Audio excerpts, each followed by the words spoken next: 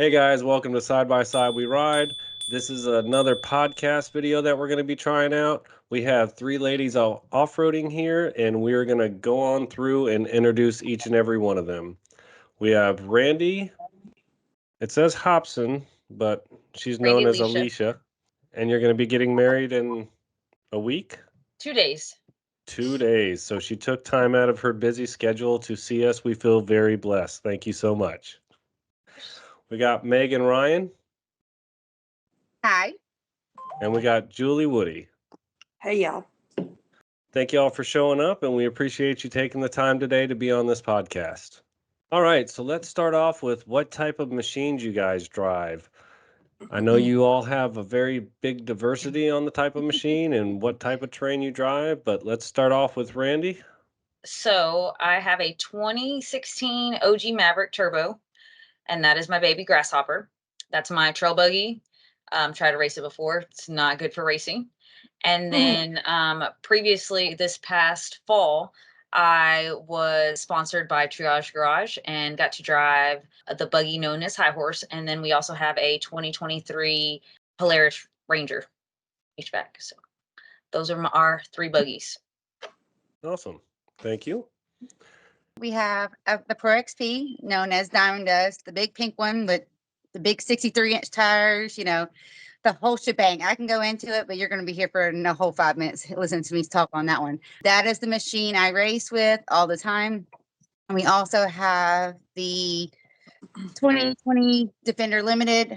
Had to get that for all the races. It's hot. It's cold. I wanted AC. We wanted heat, everything. We want it to be comfortable while trail riding. So that's our main trail riding buggy. And then we have another turbo that it kind of stays home more than less. But yeah, I have a few to pick from. That's awesome. Julie, I know you have a few. How about you tell them about them? Well, I have three boys, so I have a kind of wide variety of them. But I started out with the 2020 Turbo S Red Raider that my boys now take on the trails and do quite well in. And then I have the 2020 Pro XP, known as Maleficent. That is my rock climbing crazy machine that I love. And then I just got a 2023 Pro R with an added turbo on it. That will be disclosing her new name. Maybe I'll tell you all her new name in this podcast. I don't know. We'll figure that out. But it's a very awesome and very unique machine. It's not meant for the rocks, clearly, but we're going to get on some trails and maybe find some mud here or there. Not too deep, though. Awesome. Sounds like all three of you have very diverse machines and a big variety to choose from there.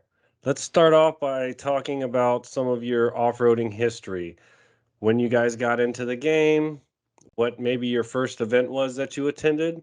Let's start off with Megan. Back in Louisiana, we ride back roads a lot. I didn't come into the game until New Year's 2015-16, actually in Sabine Park. We've gone to another small park locally, or I hate to even call it a park because it's not really a park. It was just like, I feel like somebody's land. We brought our machines, or we have four-wheelers, and we would just drive the four-wheelers kind of in a little circle and get muddy. Or we would take trucks down the High Line and get them muddy. So my first actually event park was New Year's 2015-16. That's where it kind of started at. Thanks, Megan. Julie, how about you? Can you remember your first time off-roading and about what year it was? My boys and I had four-wheelers, and we rode around the lake. We had lake property in Horseshoe Bay. So I rode around on that, but I really got into the actual off-roading scene in 2017. I dated a guy who was big into off-roading, and I went riding with him, and I 100% became addicted. So built my first machine, it was the first year that Polaris came out with the Rock and Trail edition. So that was Goldilocks, my first Rock and Trail buggy that I learned a lot on. That poor machine got rolled, broke axles, broke belts, broke clutches, broke drive shafts. Yeah, pretty much everything that I could break, I broke that thing because I had no concept of throttle control. But we figured that out eventually, and it still is an actual awesome machine. Sold it to a little girl in Arkansas, and she absolutely loves it. So I love seeing pictures of it still out in the trails. I did just see a picture of it get posted online, and you were pretty excited to see her Yeah. still out there making the rounds. Randy, how about you? So I used to ride when I was little with a friend of mine. Of course, I had a little bitty Honda and would go up and down the train tracks. Well, then in 2006, I'm from outside of Houston, close to Crosby. 2006, I got invited by a friend to go to what we now know is called as Extreme Off-Road Park, but back then it was called Fat Man's or Melanie's, and that's where I grew up riding. So, but my first big event was Mud Nationals.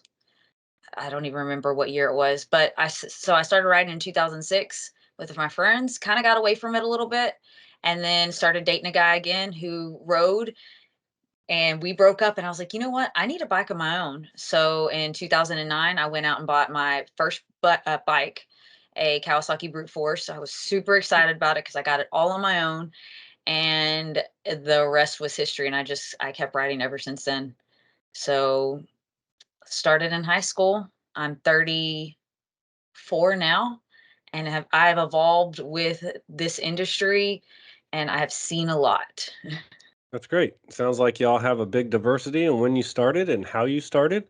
Here in the railroad tracks, that was kind of some of my first memories. I grew up down in Florida, not a lot of places to ride. There was one area, we called it the White Sands, that was probably about 5 miles down the railroad tracks in the next town over. And we used to ride down those, and a lot of whoops. I remember some pretty brutal wrecks going down to there because we just kind of went balls to the wall out there. So hearing that from you really brought back a lot of memories for me. For the next question, I want to kind of get some of your stories. How'd you actually get into the sport? I know all of you have raced, and is there a first event that you remember, like, hey, I'm going to race this one, and decided I'm going to sign up and take the plunge? And how did that first race go for you? So let's start that one off with Randy. Actually, okay, so of course, like starting out with riding, it was a guy. It was because of a guy. Like I wanted to be cool, and I was like, he invited me out, and I was like, yeah, sure. I've never heard of this thing before. Like, yeah, I'd been on a four wheeler, but to go to a mud park, what is that? Like, makes no sense to me, but we're here for it. I had a blast. Fast forward to Megan, what was it, 2000 and my first race. Well, Megan was the driver. 2000 and It was either 18, 19. It was the Engine Egos, and that's about when they started. yeah, when all the races started. So that's a combination of me and Megan, because I think Megan, wasn't that your first time racing too? So I'm gonna, I guess, jump into the story. Go for it. Yeah. Frank did say it was a guy. So kind of back, like, I needed some more gear reduction for my buggy, and it was more of a dare. He was like, "Hey, I have this used gear reduction. We can slap it in your transmission, but you got to race this bounty hole because I think we were like shit talking the guys." So both of us jumped in. It was at Extreme. Both of us jumped in, and we no helmet, had some like either hat, bikini tops, cute bottoms, Oh yeah. matching to a T. And yeah, and gave it our all. Even when we got stuck, Rainy decided to like get out the buggy, hold on to the cage, and try to rock it. And she's like 100 pounds soaking wet, so she didn't do shit. I mean, okay, so we go into this whole. This was in Megan's original, or not original, but her last bike, Stripper Glitter. And yeah. Yes. And we dive off into this hole, and it's nasty. You have a ton of people that were there. And of course, it was the beginning of the racing era for side by sides. I mean, the bounty holes have been around for a long time, but this more of an organized type of race event. And everybody gets on the outside of their bikes and they try to, shake them, which is the stupidest thing to me, but whatever. And yes, I was like, okay, well, we're going to try it. It didn't do anything. But it got some great pictures, some good videos, and a lot of good memories that came from that. Yeah, I think there's a couple pictures floating around, and like the guy's jaw was like dropped, like that, They were like shocked that we were actually like spinning it, trying to rock it, doing whatever we could, and had no give up. Because So if I you mean, guys were at that event, we want to see those pictures. Post them in the WTF Offroad. We know somebody out there's got them. We want to see it, Megan. I think I remember seeing pictures like posted or something, or maybe the things- tires were moving. We were not. Yeah. Megan was in the driver's seat. I think she was trying to do this too. Probably so. We really wanted it to move. But we That's didn't awesome. get last. We didn't get last. I do think we at least got about halfway. I do remember only 2 or 3 of the guys actually drove out of the hole. There were 17 racers, so that's something I always remember. Wow. So I'm pretty sure we placed around middle of the pack. So that was a win. Total win. Absolutely. Awesome. Well, I wasn't expecting it to be both you having the same first race experience, but hey, I just jump right over to Julie now since both you kind of were in that same ordeal. So, Julie, can you remember your first riding experience when the racing scene was going? My actual official race, I guess, would be the first one at General Sam's with the WTF bounty course. That was actually my first official race. That was like a sanctioned kind of race with a timer and everything. But yeah, I've done pretty much all but one bounty course up to this point. But I also have started, which I really enjoy, is the sand, like drag racing. I love that. That's so much fun. I mean, I've always liked the bounty course. I have torn up some of my buggies in this past race, pretty much destroyed my neck. But other than that, it's fun. You know, that Awesome. first bounty course, all 3 of us raced that first bounty course.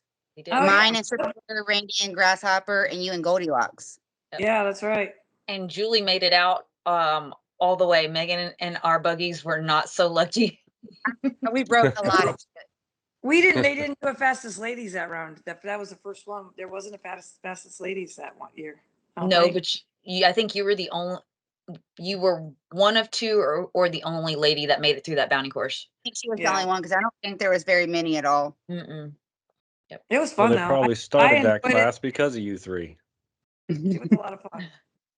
Well, since we just touched on your racing series, let's go ahead and jump over to nerves. Do you get them when you get out there? I know me, when I pulled up to the starting line and I know I'm about to race, I get butterflies in my stomach. I don't know if you want to call it bubble gut or what. Now, once I get going, it kind of calms down because I'm in the zone. But just pulling up to that line, it's a little nerve-wracking for me. But let's hear from you guys. What do you say about your nerves, Randy? Do they get to you? Do you have nerves of steel? How does it affect you? I think everybody has nerves, whether they admit it or not. And I think that having the nerves is a good thing, because if you don't, you're going in overconfident, and too confident and being too cocky cannot do you so great in some of the races. But I, of course, yes, I do have nerves. I mean, right when I pull up to the starting line, right before, either somebody says go, or, if they've got the timers going, whichever it is, that 30 seconds, that's when it kicks in the most. And it's like, holy crap. Okay, I'm doing it. And then after that, you just don't think about it. You just go. But like I said, the nerves have always been a really good thing for me, because that also helps me focus a little bit better. Now, the way I get rid of my nerves is when I'm sitting there. If they take too long, I start dancing and singing music in my head. And so if you ever see my head bobbling around with the helmet on, that's what I'm doing. So dancing and singing, that's what takes it off your Oh, yeah. mind right there and helps you calm the nerves a little bit, huh? Yep. All right, let's jump over to Megan. How do you get through those nerves?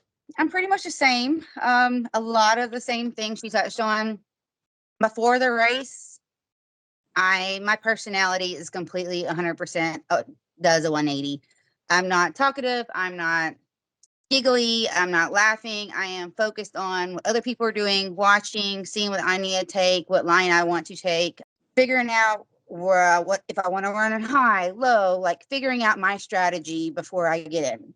And then, like as soon as I get in, I gotta pee. So that's my I always feel like I gotta pee right before. I'm like, oh, hold it. So yeah, music does. It's not really, I guess, the singing. I do kind of like sing along, but music does calm me down. Like Battle of the Bills, they do play some music, so I'm singing along, dancing along. I think I made a joke while we were filming that I need some little earphones in my head, because not all the times that we have music, a lot of times it's like for video recording purposes, they cannot play anything that has music for copyright stuff. So yeah, I might need to get me something that I can plug up to my phone and just jam out. The only thing bad about that is to listen to your machine, to, hear if I really screw something up, which is a very big possibility. But yeah, I do have nerves. Awesome. Julie, how about you? Do you get nerves when you're out there? 100%. I'm a nervous wreck. I'm out there and I like white knuckle the steering wheel, try not to shake. But yeah, no, once I get settled in and I actually hit the go and then just you take off, I just get focused and focus on where I'm going. But yes, beforehand, 100% nerves. I do like to watch, especially with the bounty course. You have to. You got to pay attention to what side everybody's going through. If they're going through the rock garden, which line did they pick? Climbing up the log wall, that's always been an issue a lot of times. Of course, watching, some of the guys that I've watched send it over the years. I swear they do some crazy stuff, but it's fun. But once I get started, I'm fine. It's just right beforehand, yeah. And then of course the adrenaline rush, nothing compares to that. So I'll take that any day. I'm always about the adrenaline rush. But I get that when I go rock climbing too. So Thanks for sharing. That's all very relatable. I think I've had kind of a similar experience with the shaking and the trying to get your mind off it. I know I pinched myself before trying to stay in the moment. So let's talk about the growth of the sport. What have you seen as far as amount of people, how many sponsors are getting in it, the following of the sport since you all got into the game? Let's go ahead and start that one out with Julie. oh wow.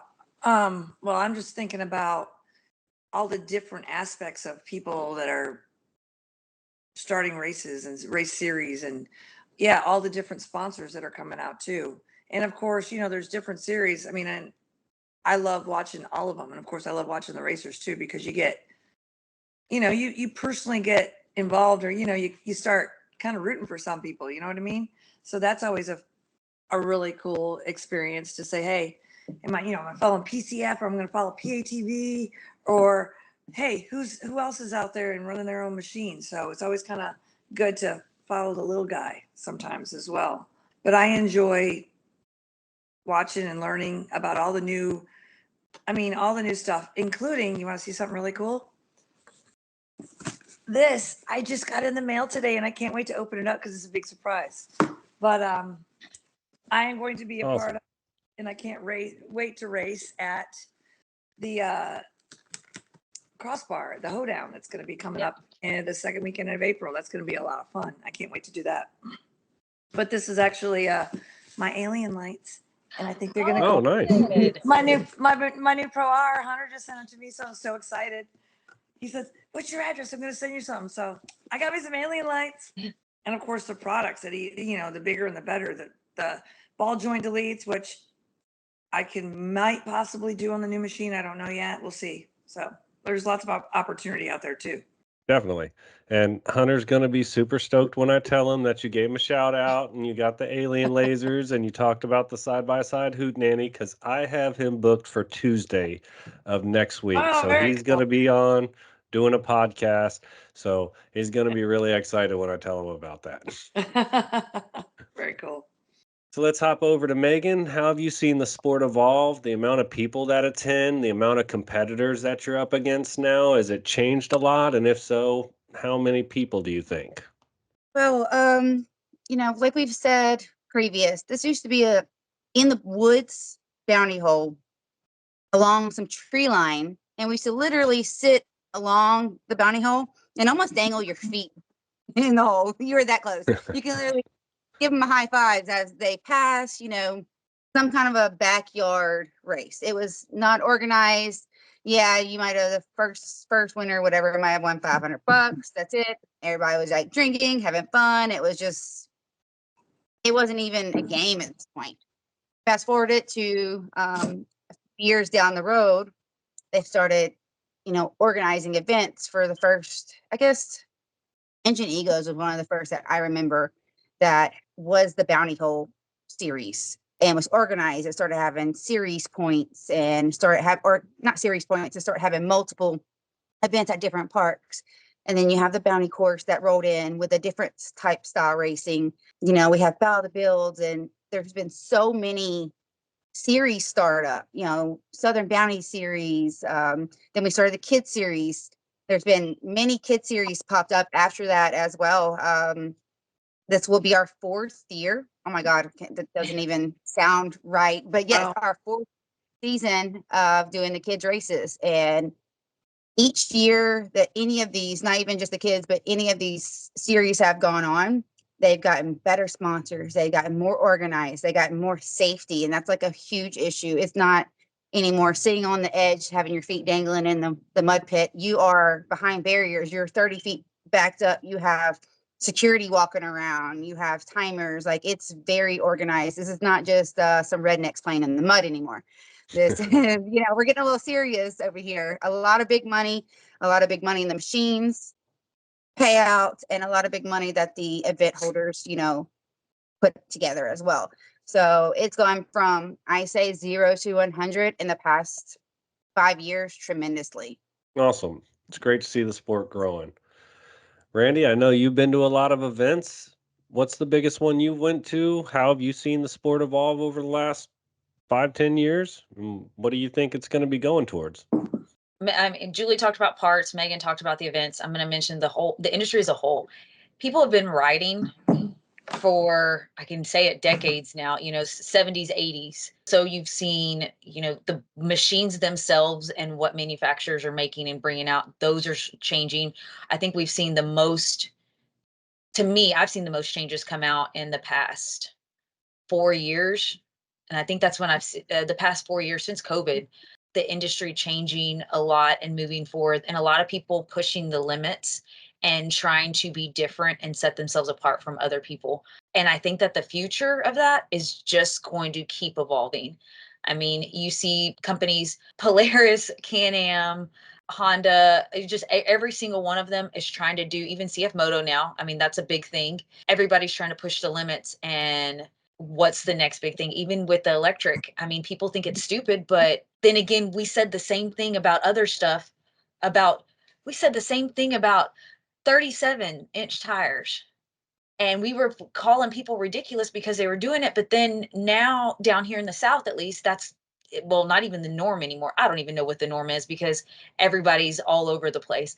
But just, that's an example. I mean, the biggest event I've ever been to and will forever be my favorite, and I know Megan can agree, Julie, I don't know if you've been there, was the original Texas Mud Nats. I never got to go. High Lifter Mud Nationals. The two I was waiting in the highlight just to get into the pits to go party and wait again with the same people. And I think it was like 7,000-8,000 people at the park. Wow. And it never even seemed like that many, but I think it was more, honestly. Like, probably. It was insane. And that event went on for oh gosh, I'm gonna be wrong. Somebody can point it out. 10 years? 18 was the last year 18. That they was at Mud Creek. So, yeah, that event was the biggest, and in my mind, out of everything that I've ever been to before, still holds the record. It had enough room to hold everybody at this park.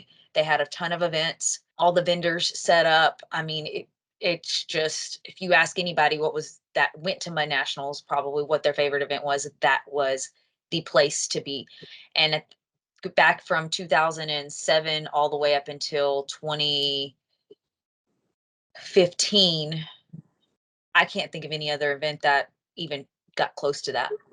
So, and then now, go ahead. People would like not go riding for a while, and that was their vacation for work. They would take a week-long vacation and just go to Mud Creek, and that was their vacation, to hang out with the guys, and they spent a week in the mud with each other. I mean, they were that serious about this park and this event. Yeah. And I think that nowadays we see a lot more events. There's events every single weekend. You know, you can go 30 minutes down the road, at least from Houston, or you can go 2 hours and there's going to be an event somewhere. Do I think that having so many events waters down the industry some? Yeah, I think there can be some negatives to it. Are events as spectacular as they used to be.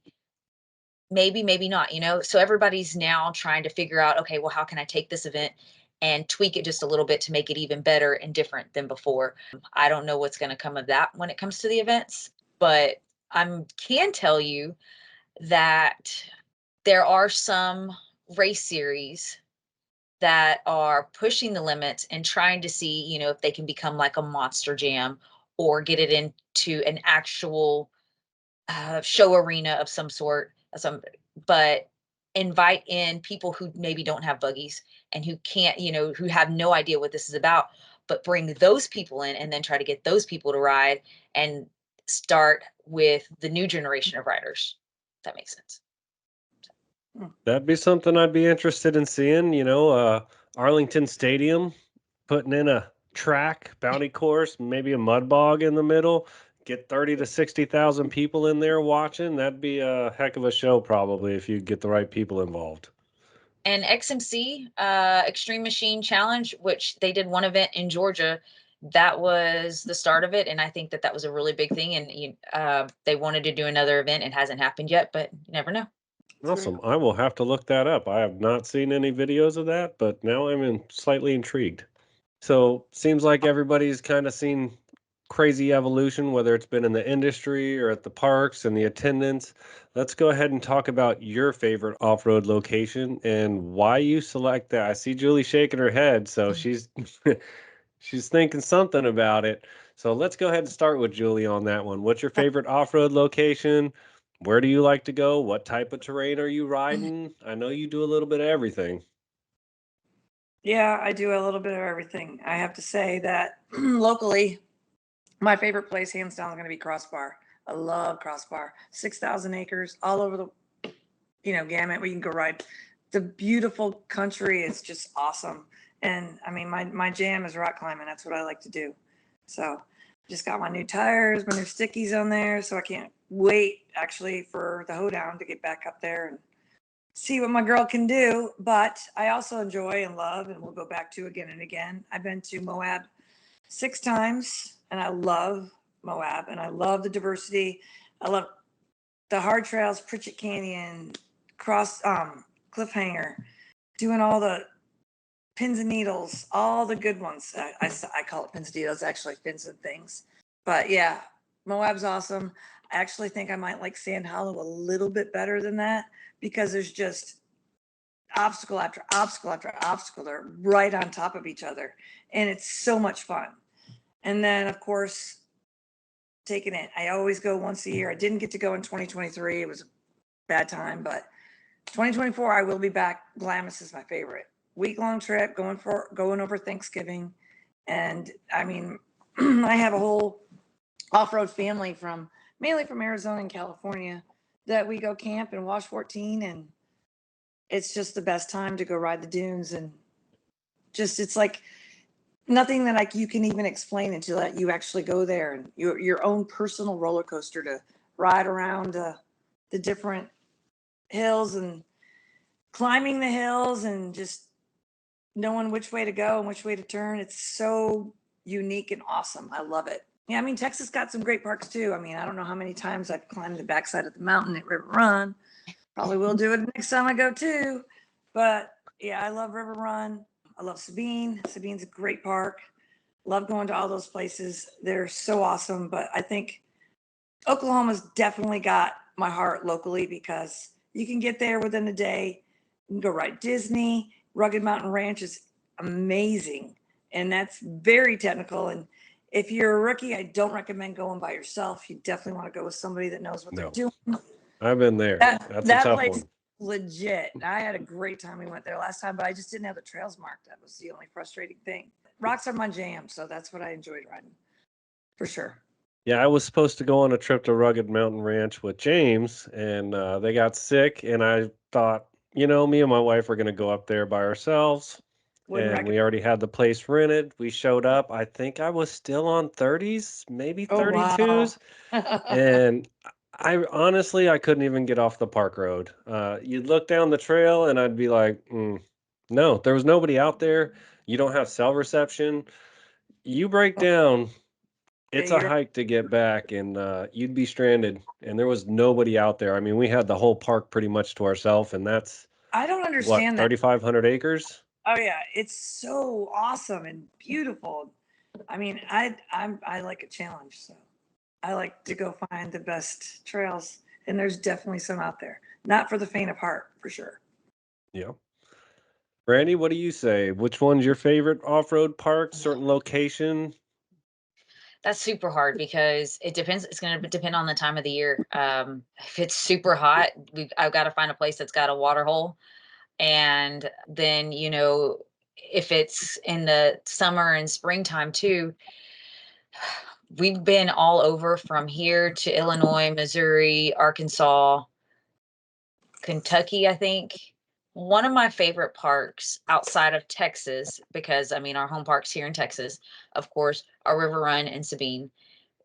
We can't say enough about those. The people, the locations, the facilities themselves, both are just amazing parks. The only difference is the trails. So if you get bored of one, you go to the next, you go to the other one. But outside of Texas is going to be Bogs and Boulders in Andalusia, Alabama. That park, there's a lot of history to the park. There's a lot of things to see. So Julie, you can get mud. Julie has her rock crawl in there a little bit. Yeah, It's just got I've all gone different there types of with them. terrains. Yep. They've got, it's a really good family park. Their swimming hole, they've got another swimming hole that's the size of like a football field. They have caves that you can go into. They have these Connect boxes that you drive through. I mean, there's just so much there and so many. I don't even know how many acres it is anymore. Around But 4,000. is it? Okay, yeah, I can't. I think I can't remember for sure, but yeah, it was pretty big. Yeah, the cabins are good.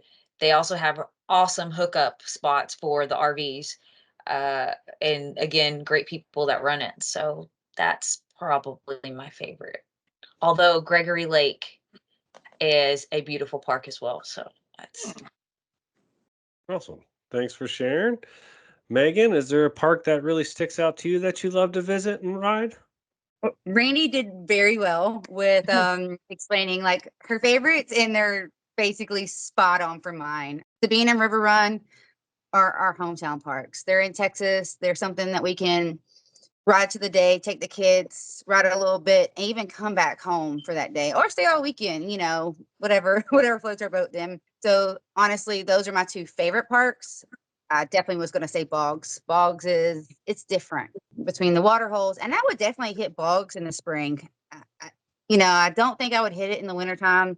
I do like to go sit by their little, I think they call it the beach, and just chill for a little bit there. My kids are obsessed with the pipe that has like the waterfall that comes down, and they're obsessed with the water wheelie area. They've almost sunken their renegades through that. They love that park as well. It definitely has an all around great park and good people running it. Another one would be Wild Country is the top of my list. It has good racing, good trails, a sandy bottom, very similar to Sabine. But it also has a steak restaurant. You can go get a steak and bring your beer in. And, if you're hungry, hey, you just walk in. I think it's like $26 for a ribeye, baked potato, and a salad, and you bring your own beer. You can't beat that in Mud Park. I mean, come on.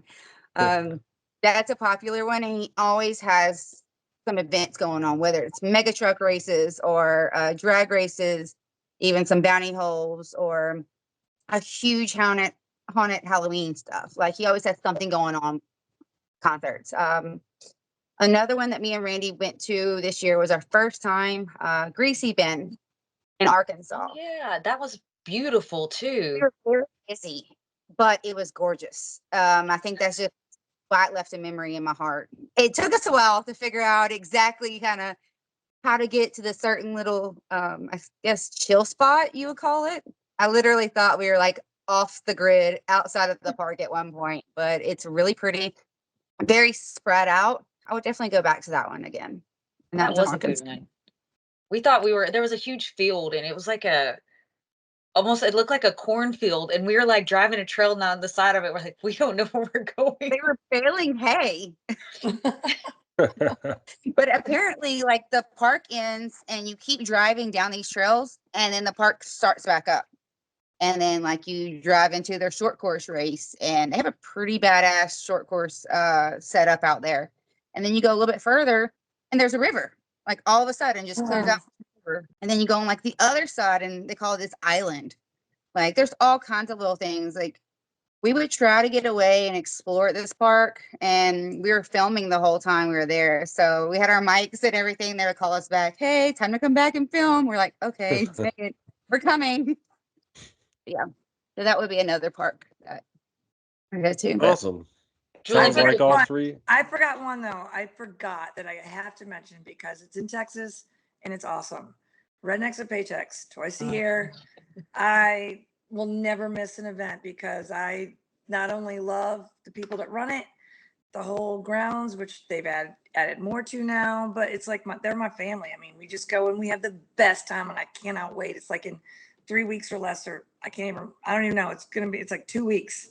So Yep. count down the days so we get to Rednecks and Paychecks is my fave.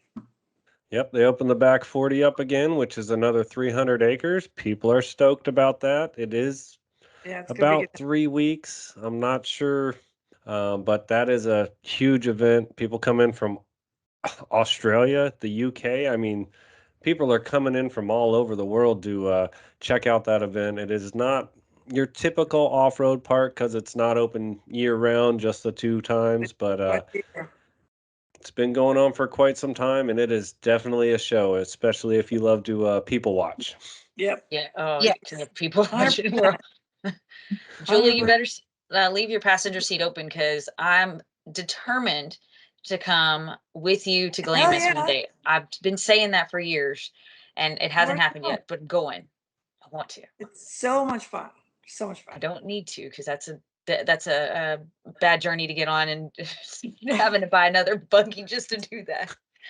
I know, but I can't wait to take my new one out there. It's gonna be fun. Oh yeah. Sand riding is definitely a different beast. And you don't know if you're going to like it until you actually experience it. I know I love it. I know I've had some passengers that were like, let me out. This is not for me. You know, it feels like a roller coaster going up, down, around the sand dunes at 60 plus miles per hour. You're hitting transitions, your stomach's dropping out, you know, just constantly if you're hitting a lot of transitions. So it's not for everybody, but if you experience it at least once and you end up loving it, it definitely becomes an addiction. It's definitely addicting for sure. Julie, did you decide what you're naming your pro R? Because like I really enjoyed my name, like I was giving you. She gonna be Eleanor. I like it. Oh, nice.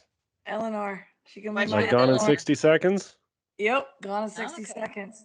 So Barrett Hepburn's got me a wrap designed. I got my lights in the front. She's gonna be Eleanor. Awesome. I can't wait to see her. Yeah, I think it'll be good. I won't get it wrapped before. I wanted to get it wrapped for Rednecks, but it's not gonna be done in time. Well, I know you always go all out with your machine, so I'm excited to see this one when it's completed. I'm excited for it. It'll be good.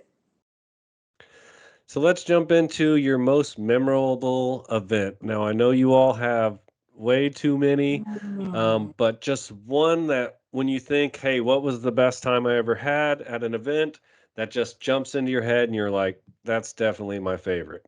Who wants to start it? I'll start it. Yeah. This was Everybody more wants to go now. a race event. I was really, really nervous. This was the first time after blowing my transmission and redoing the motor and redoing portals, arms, portal plates, like honestly, turbo, you name it, clutches, everything was like redone. So I had no idea. We picked the machine up on Thursday. Friday, my tuner flew in. He got there at like 6 o'clock on a Friday afternoon. And Diamond Dust never trail rides, by the way, anymore. Never trail rides. You know, we got a lot of motor work done to it. So she's there for only racing. And plus, she's a pretty big girl. It's a trail ride. So all of a sudden, they're seeing me on the back trails because guess what?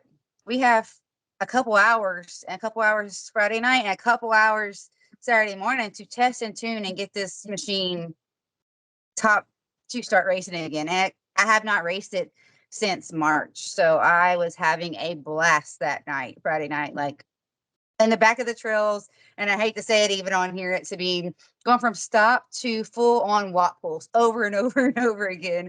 Like, oh, throwing us back. There may or may not been a little drinking involved during that, but I was having myself a good old time. That was awesome.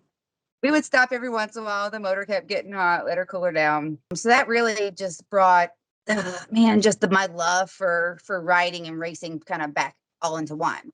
And then as the race got there, you know, running around like a chicken with my head cut off, we were changing stuff in the clutches maybe 30 minutes before the driver meeting started. I remember I was the last side-by-side to literally pull up into the pits because we were putting my belt bucks on. They were bringing me fuel to put, you know, there. They were bringing me ice to ice down my machine because my machine, we couldn't get the hot or the heat bubbles out of it. But it was chaotic. And I don't know, just that was at Sabine Battle of the Builds for the finals. Just the stress of everything. I hate to say the stress, but like the rush. There we go. The rush of getting everything together and giving it your all. The week before, getting this buggy ready and data logging over and over. Honestly, there's so much involved that went into this before the races. I mean, it took 4 months to rebuild everything. But this is also the first time I flew, the first time I jumped. So those are just great memories to leave in my mind. I did have a slight problem. Those are a lot of weight, unsprung weight on the outer corners of my machine. I mean, I am running 63, so one of my axles did pull out, so I wasn't able to finish the race. But it didn't matter at this point. That was a win for this event. I had all my family and friends helping and trying to get me there, so I had a ton of support behind my back. So that was just like a really big memory for me. Awesome. That sounds like a great time. And I see the picture of you sending diamond dust in the background. Was that the event? That was a different one or what? Oh, that was there. That was it. Well, perfect. Immortalizing it in this podcast. Julie, you want to go ahead and tell us your favorite event that you attended? Well, thank you. I'm glad I had some time to think about it. But I think it would have to be the first time I ever attended Rally on the Rocks in Moab. We got to ride with the Off-Road Beast crew, that OBR. So, Oh yeah, that or ORB. Sorry, I can't spell. I'm too tired. But yeah, that was so much fun. Had a great time. I met all the ORB people. Rode with them. Got to know them. Got to ride with all the people from Slick Rock. Got to know them. Got to meet them. So much fun. Such a great opportunity. And just the countryside is so diverse and different and beautiful, absolutely beautiful, and really get to test. That's when I had Goldilocks and back on 32s before I had portals on her. So really got to test her gear reduction and everything that was a part of that machine. That was a really good time, and I learned a lot and would go back again in a heartbeat seconds. Just gorgeous riding. So probably that stands out as one of the best events that I've ever attended. that definitely sounds like a good time, and you got to meet a lot of really cool people in the industry at the same time. I've been to like, I think 3 of the Rally on the Rocks, but the first time I ever went was definitely a good time. I went back a couple years later and rode with a bunch of guys from North Texas, Wichita Falls, Hicks Off-Road. And, Okay.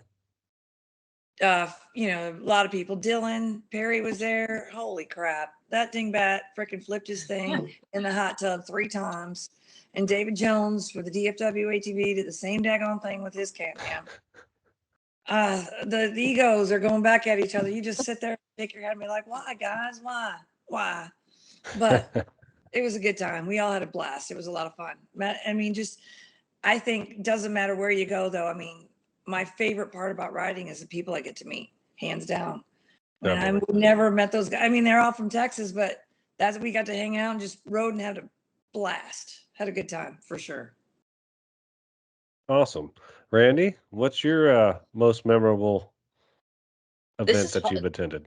As bad of a memory as I have, because I have a bad memory, this is really hard for me to answer and just say just one, because there's been a lot of pivotal moments and changes in my life that started at mud parks. I had a lot of firsts at mud parks. I mentioned Mud National, the original OG Mud Nationals. Went to another Mud Nationals and got to be on the stage for Miss Highlifter with Megan. Then, Sabine ATV Park was a pivotal moment in my life because that was the first time that I got to see one of the biggest buggies. Actually, that name of that buggy was Eleanor, and fell in love with the people of PATV. Really? The bike's not around anymore. Probably within the past 2 years, we went to Gregory Lake in Drakesboro, Kentucky. And Mike and myself drove up there. We had made a few days out of it. Does hot shot work. So he took another buggy, dropped it off for a Southern Bounty series at Top Trails. And then we went to Gregory Lake. And we had been going and going so much, and everything had been so much about racing for so many weekends. We forget what it's like to just go out and ride and have fun with your friends.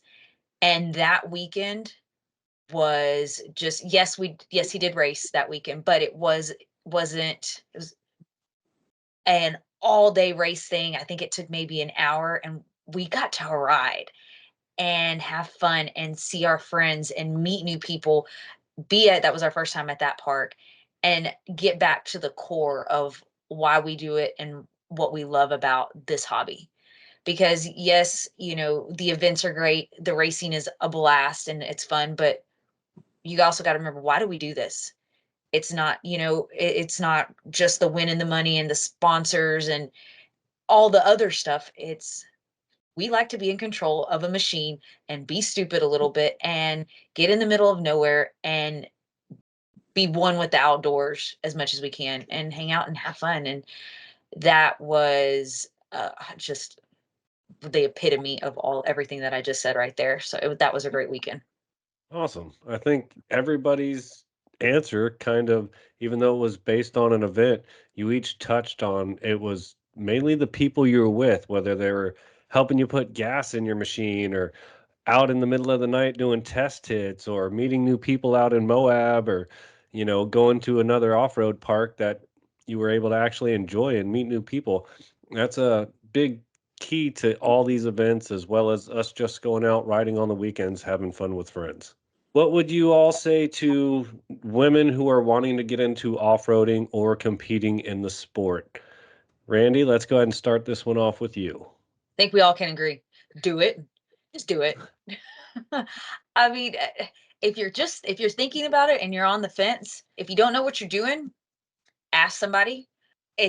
We're all guilty of not knowing what we're doing at some point or another, but how else are you going to learn is unless you throw yourself in there and start researching and figuring things out and talking to other people, finding friends that enjoy the same hobby as you. I mean, you can make this sport super, super complex, and you can spend a whole lot of money, or you can get something that's simple as a little four-wheeler and take it out and ride and try to tear it up. And you got both ends of the spectrum. So if you're thinking about doing it, just do it. And if you don't like it, well, then sell the bike and go on to something else. Megan, what would you say to women trying to get into the sport? Yes, at least try it one time. That's all it took for me. One try. Like I went and I was like, "Ooh, I want to drive my own." I did not like to ride bitch at all. I wanted my I wanted to be in control. Me riding with somebody else, it was fun. It was okay, but yeah. So if you're anything like me and like to be in a little bit of control, get your machine, get behind the wheel at least, and you know fall in love with the sport. The sport has so many different options and opportunities in it. Just hanging out with friends, riding, racing, different event watching. I mean, family time. You can make it however you want to make it. Or like the racing. I do get a lot of girls, well, I want to race, but I'm scared. I get that question done a lot. Just race. Just let's go for it. Let me sit in the passenger seat with you. Let's hit it harder. You better hit it fast. You might break some stuff. I literally, like Julia said earlier, I have broken so many parts. Golly, so many parts. It's actually why I missed my first races on both of the series that I'm following is because I actually have transmission parts in my living room right now because I was I saw tired of you were going. traveling with some parts. Well, I mean, I'm always on the road picking up parts for people, dropping off parts. The transmission's been at the shop for like 2 weeks with the machine, and I can't get over there and start counting gears and figuring out which part number for that. So yes, she's half-assed laid in my living room right now. But don't be scared. Randy was right. Just do it. Just get in. Just go. And after that, you're gonna love it. You are. Don't look back. So. Julie, what would you say to girls trying to get into the sport? One of my favorite things that I have had the opportunity to get to do, it used to happen at Hidden Falls before they kicked me out. Just saying. No reason why, just kick me out. But I met this woman this one time, and she had her 2 daughters with her, and they had a 4-seater.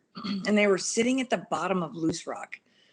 And she was looking up at it, and she was by herself. And I was like, honey, you probably don't want to go up that hill the first time around. I said, you know what? I know pretty much every trail I hear by heart. Why don't you follow me around? And she was just out there spending time with her daughters. And she followed me around, and we started out slow on some of the easier trails and built up to some of the better trails. And by the end of the day, I got to take her up Loose Rock, and she freaking nailed it. And it was the best feeling. I can do it. I could do it in, with my eyes shut pretty much. I've been up and down that thing so much. I'm sure it's different now. It's been a couple of years since I've been there. Again, since I can't go. But anyways, that was like the most fulfilling, good feeling, is being able to help someone get the confidence, because they could clearly do it and they had a machine that could do it. But until they had the confidence in themselves to actually do it, helping them get to that point, that was just the best feeling ever. So that is probably one of the best experiences that I can say that I've ever had riding, was helping somebody else get to that point. Everybody had a little bit different story in that aspect, but I think it all hit a lot of different notes that could really inspire some women.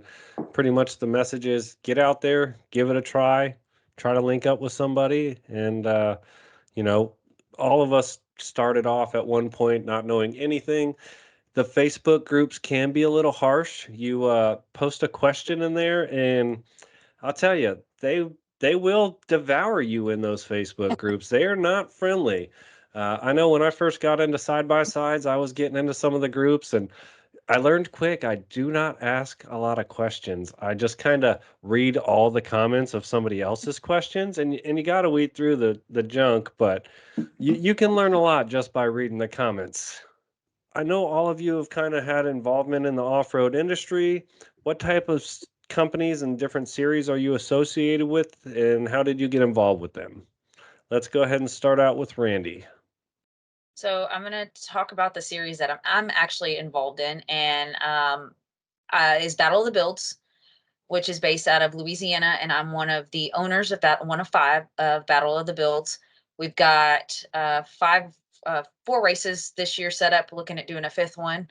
And then also I am owner of the Bounty Course, which is originally started by Mike as WTF Offroad Bounty Course. We're going to start doing race number 11 will be announced within a couple of months, hopefully looking in August or September. Don't hold me to that.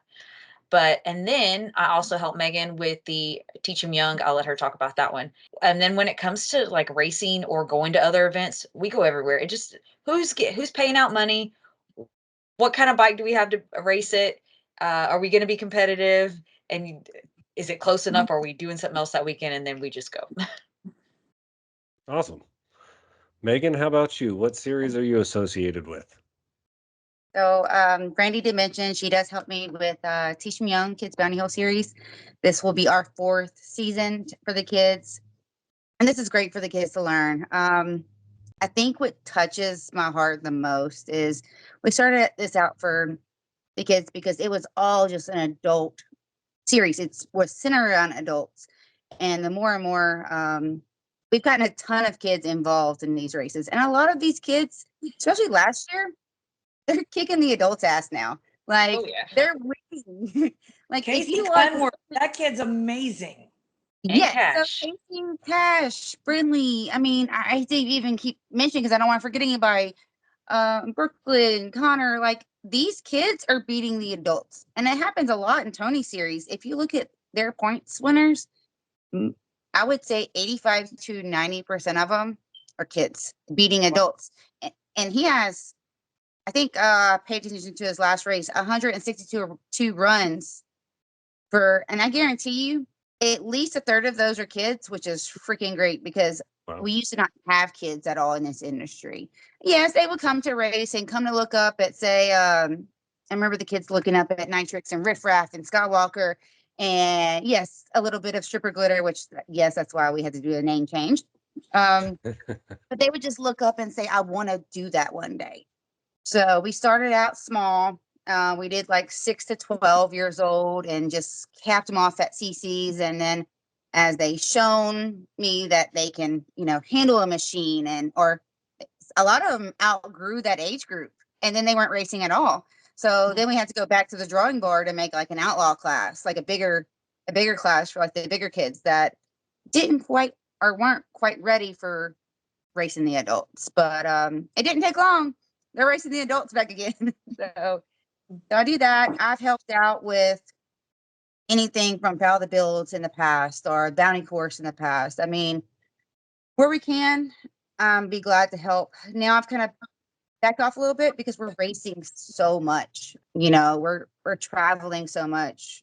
The show's coming out. We're racing every weekend when the show's coming out. I mean, we're barely home for a couple of days in between races. It's exhausting, but I wouldn't trade it for the world. Julie, I know I've seen your logo at numerous different events. Who do you associate with? I know you do some sponsoring. I've been sponsoring, yes. I mean, I'm all about supporting the side-by-side industry grow as much as I can. I love it. It's what I do. It's why I work. So that's what I have fun with. But yeah, obviously I've raced personally in the Bounty Course many times and sponsored it, as well as the Battle of the Build series, and just really have gotten into that. I mean, I don't do the mud racing and not going to ever do that. That's not my thing. I love to watch it. It's so much fun. But I think I want to get into the whole drag racing thing. I think that's personally where I want to go check out and see if I can't be a little competitive. It'll just be a stock class thing. I'm not going to go. These people that have these specifically designed, built cars that just race, that are just amazing. You sit back and look at them in awe because they're crazy how fast they can go and the tuning that goes into it. And it's a wow. It's really, really badass. Anything that I can do to help support the industry and grow. And if I can race it, I'm going to, for sure. I do get a little excited with the drag racing events as well. We are going to be at America's Oasis. I believe it is the exact same time as Rednecks with Paychecks. So March 14th through 17th, I'm going to be up there. They're doing the world record reset, which is the fastest side-by-sides from around the nation are going to be out there. I think they just beat a world record, which was something like 300 feet and 3.4 seconds at like 100 miles per hour. That's Fast. Yeah, they are wicked fast now. I'm really excited to see that. I know one of the machines rode about a 2-foot wheelie the whole way down the track last time. We're going to be there filming. Really exciting, and to feel it when you're, same with these bounty courses. A lot of these people have big turbos, high tunes, custom exhausts. I mean, you feel it when they take off. You're like, wow, that thing's got some power. And it's part of the experience to be at these events and to feel those machines take off and know what kind of power they're putting down. It's just really cool to see how the sport's evolved in that aspect. for sure. Just speaking of sport evolving too, there's another event that's going on the East Coast, and Lacey Blair, Megan, I think you may have watched it. Lacey and Zach announced it, but it's the burnout competitions. Apparently, this is the thing. Oh, yeah. Yeah, Yeah. burnout competition, and they're like high payouts, and you're thinking, It's a man, big thing. do people really want to sit there and watch other people do burnouts? Well, apparently, yes. And you can take your side by side out there and do burnouts in that. So, I mean, and those are the same amount of payouts, I think, as we're doing in some of these race series or these bounty holes. Wow. So Oh yeah. I Some would never rubber thought that. and rubber Do what? pieces for like a week. yeah. I want to go see it. I'm like, okay, look, apparently this is a big thing. We got to go. It is huge. Cletus McFarland does a big burnout competition. Side by side blog guys have been out there doing it. They've got a U-Force crew cab CF Moto 1000 Yes. that's got a We've seen that one at Heydays. It had Yep. a ton of horsepower. yep, it's got a like a not a SRT8 but a Hellcat motor put Motor. Holy into it. crap. I think it was just turned on, and I don't know if it was neutral or whatever, but it was shooting flames out of the exhaust. Yeah. It's really cool. Yeah, so there's That- probably not my type of thing, but I do enjoy watching it. I just don't see me competing in it. Maybe y'all have a couple different machines though. It might be one you're willing to throw some old crappy tires on the back and give it a run. Is there an event I should be looking out for one of y'all to try it? I got a little Power Wheels. I'm going to go back and, we'll do that. But no. Hey, You know, Rednecks with Paychecks has the downhill Barbie Jeep run, so oh shit. I almost There's- died last year at the downhill pit. We were at No. the bottom area where the hay bales are, and it literally hit somebody maybe like 2 feet away from me. A car just ran smack into him. So yeah, Hmm. I was just balled up in a ball in a fetal position and was soaking wet from getting splashed over and over, but it was badass. for spectating that, I recommend being up on top of the hill. You don't want to be down at the turn. I'm just fair That's warning exactly there. what it was. All right, so let's go ahead and finish this off with one last question. I know all of you are associated with different sponsors, different people that you work with in your industry. Who do you want to give a shout out to? Special thanks, somebody that helps you get your machine ready and compete at the next event. I just want to give you all each a moment to kind of give your shout outs to the people who help represent you. Oh man. Oh, here we go. Hold on. Can we email you our list and you just scroll through them at the end? That's great. I need an essay. Right? Yeah. I've got, because if we say one person, we're going to end, and I know it's the same for all of us. Get one, honestly, Do it. and I'm gonna get fussed at. Yep. But I will say I'm going to give a spotlight to two companies that, especially one of them that has been going above and beyond in so many different ways the past couple of months. They have grown the past year. The people that work there are amazing. The customer service is great. He's always willing to help people.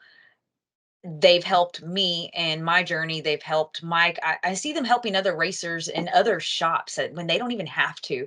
They answer questions for customers and people don't even buy anything from them. They'll just answer. And that is Triage Garage with Alan Booty out of Louisiana. To see what they have done and how they're building their self and the builds that have come out of their shop is just great. Started a small little shop, and you see their names being tagged everywhere in Facebook on who to go to for this or that. And that's one spotlight. I'm not saying that, that's the only one. There's so many, but that's going to be my shout out for today. I know you said Alan, and he is all over on Facebook, just helping answer questions as well, which is great to see because a lot of people either give bad information or just rude and don't even try to answer the people's question. And Alan's definitely steps in and helps out a lot in the Facebook community, as well as, like you said, with other shops, places that most other companies wouldn't. So real stand-up guy there. Definitely a good shout out to give. No, well, because my new buggy I just got was totally built by CGR Customs. So I would have to give my shout out to CGR because for sure that thing is just, the minute I saw it when they debuted it last year for Mud Nats, actually that's when it was debuted, I fell in love with it. So when I got the opportunity to buy it, I had to. But yeah, that thing is built solid from the start to the finish. The cage, the wheels that he put on it, I am in love with that machine. So it is awesome. They put the turbo on it. And I mean, I really don't have to do anything to it but make it my own because it's just built perfect. It's awesome. I am in love with that machine for sure. I've seen the pictures. I did not know it had a turbo. I am a little more excited and a lot more jealous than I was knowing that.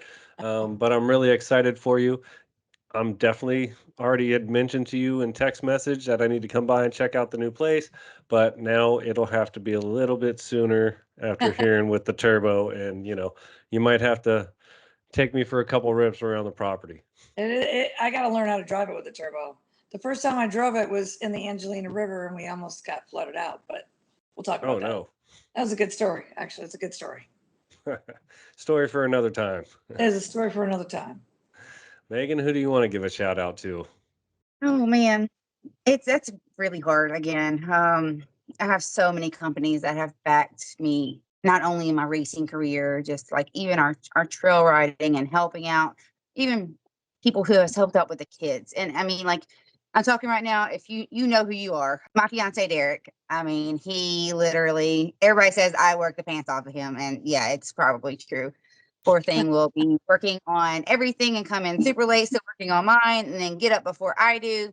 He'll be back at the shop. He's getting stuff done. I mean, yes, I work him to death. I do, because I'm always, hey babe, do you think we can do this? Or I have a part coming in like 2 days before the race. I really need this on, and then we got to tune it, and then we got to do this. So him for sure. I go over, I guess, a couple of my main race supporters, which is like my tuner, Pandemic, Performance, PATV, who built the live, which kind of our go-to. I'm there usually once or twice every 2 weeks or so. JTX is where they've supported a couple of different builds for me. TCP with a transmission, which, those are our long phone call talks with what should I do this way or what should I do here, or talking about different gears to use. A lot of these companies give amazing hindsight and information. I knew nothing about motors at the beginning of this year, or at the beginning of last year, I'm sorry. And I still have a lot to learn, but Brian Crowder with Run BC has helped me tremendously what actually goes into building a motor. And, I can sit there and talk motor and talk whatever does this, and turbos and wastegates. I mean, we can go on and on. So these companies have really, I guess, help support it for one. Two, have really educated me with everything, with suspension, drivetrain, motor, absolutely everything, and learning how to actually, build my bike in my mind, because I can't pick up those big ass tires. They weigh more than me. So yeah, those companies are really good, but definitely Derek. He's the backbone of everything, because if I wouldn't have him, I would not be able to make it to these races. Well, thank you all for sharing your stories and your insights. I know you're all an inspiration to other women who are trying to get into the sport, who want to get to racing and start attending these events. I really appreciate you taking the time to come on our podcast and share your stories with us. And I hope you all have a wonderful night. Thank you so much. Thank y'all. Thank you.